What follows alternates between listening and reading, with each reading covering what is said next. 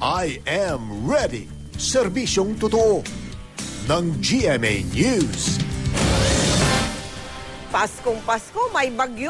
Alamin natin ang pinakabagong ulat tungkol sa bagyong Quinta. Narito ang ating resident meteorologist, si Ginoong Nathaniel Cruz. Mang Tani, nasa na ba ang bagyong Quinta? Mel, sa ngayon, nasa layong 90 kilometers silangan ng Giwan, Eastern Samar. Ang sentro ng bagyong Quinta, batay sa forecast ng Pag-asa. At aabot pa rin ang lakas nito sa 75 kilometers per hour near the center. At may bugso pa rin itong aabot sa 90 kilometers per hour. At kumikilos pakanluran sa bilis na 24 kilometers per hour.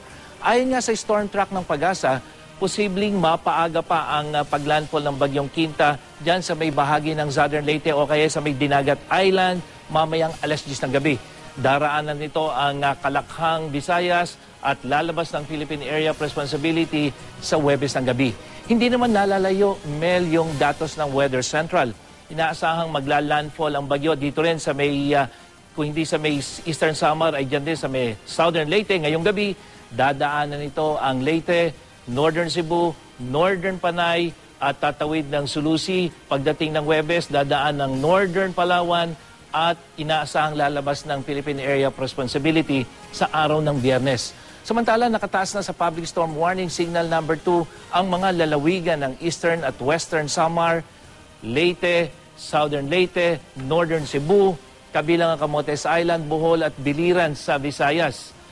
At gayon din sa Dinagat Province at Siargao Island at Surigao del Norte sa Mindanao. Signal number 1 naman sa Northern Samar, Masbate, kabilang ang Ticao Island, Aklan, Capiz at Antique, kasama ang Iloilo, Guimaras, Negros Provinces, Siquijor at yung nalalaming bahagi ng Cebu sa Visayas. Signal number 1 naman sa Surigao del Sur, Agusan Provinces, dyan sa Misamis Oriental at Camiguin, dyan sa Mindanao. Kaya pinapayuhan po mga residente sa nabanggit na lugar na maging alerto sa posibleng landslides at flash floods.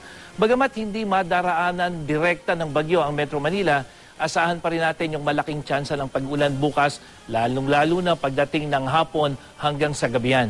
Makakaranas naman ng hanggang sa malakas na pag-ulan ang Southern Luzon bukas, lalong-lalo na itong Bicol Region kasama ang Quezon Province hanggang dyan sa may Oriental Mindoro at ito ring section o eastern at central section ng Cebu makakaranas din po ng pag-ulan, maging ang northern, western, central Mindanao kasama ang Caraga Region.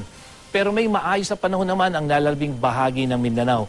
Bukod sa mga pag-ulan, nagdudulot din ang matataas na alon ng bagyo dito sa buong seaboards ng Luzon. Ito yung northern, central hanggang southern seaboard. Kaya pinapaalalahanan po ang mga maglalayag gamit ang mga maliliit na sakyang pandagat na huwag po munang pumalaot.